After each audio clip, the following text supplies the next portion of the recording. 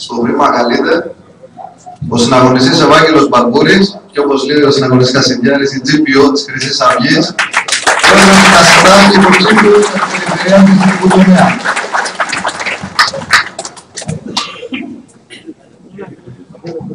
Ελληνίδες Έλληνες, συναγωνιστές, συναγωνίστριες, καλησπέρα και σας ευχαριστώ για την τιμή που μας κάνατε να βρίσκεστε απόψε εδώ.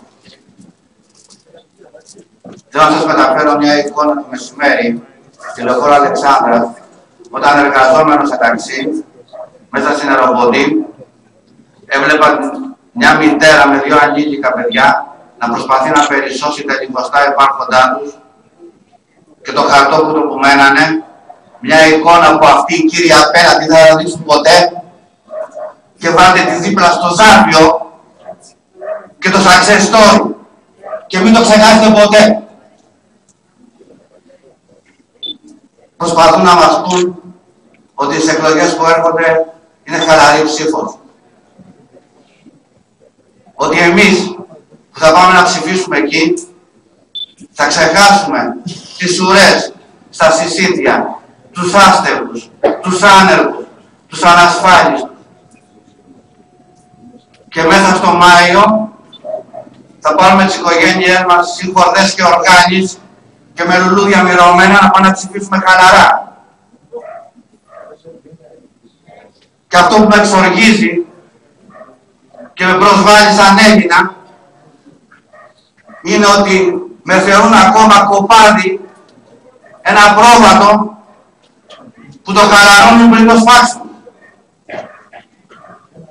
Εμείς, όταν με τη βοήθεια του Θεού και τη δική σας δύναμη διοικήσουμε περιφέρεια και δήμο, θα διοικήσουμε ελληνοκεντρικά.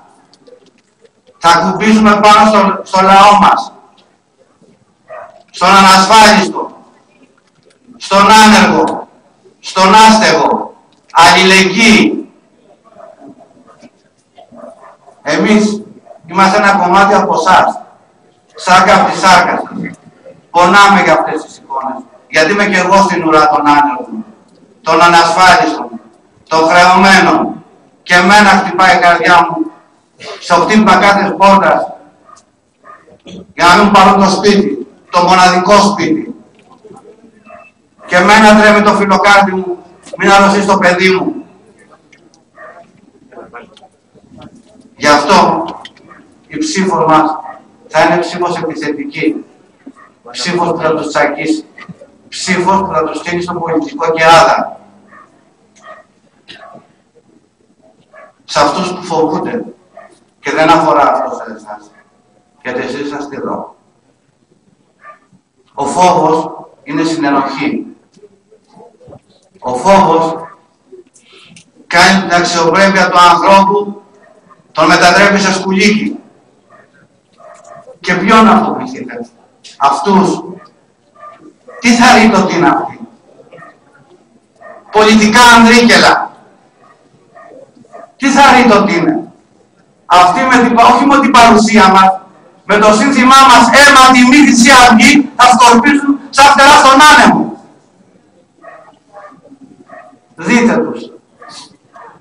Τα απογεύματα, μετά το διήμερο της αποκάλυψης του συναγωνιστή του Ηλία Κασιδιάρη.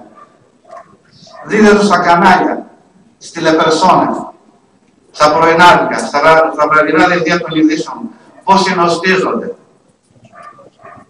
και δίνουν διαπιστευτήρια υπακοής, υποταγής και δουλεικότητας.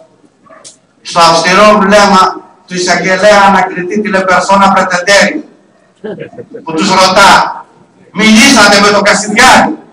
Μα προς Θεού, που το ξέρω. Μήπως μίλησες εσύ με τον Κασιδιάρη? Για όνομα του Θεού, δεν έχω πει το όνομα ποτέ. Μήπως μίλησες με τον Παναγιώταρο? Μια φορά στο σανσέρ, αλλά δεν χώρατε και πήγαμε τις κάλτσες.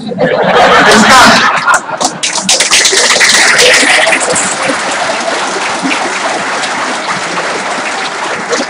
Σας αξίζουν όλοι αυτοί να τον κυβερνάνε. Σας αξίζουνε. Σας αξίζει αυτόν τον τόπο να έχετε αυτούς. Τι τους θέλετε? Στην πρώτη κουμπουριά από ένα εθνικό, από ένα εξωτερικό εχθρό, θα βάζουν σόβρακα στα αεροδρόμια και θα φεύγουνε. Μη χαθεί ο σπόρ. Τι τους έλεγε. Αυτοί με και τους καφέδες στην Κεφαλονιά, οι άστοι τους χρώσαν σε εσάς. 12.000 ευρώ σε καφέδες. Τι φάγαν, τι ήπια.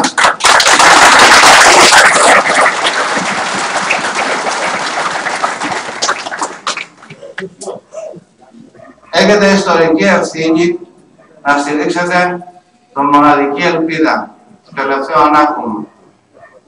Εμάς δεν θα μας κρίνουν αυτοί.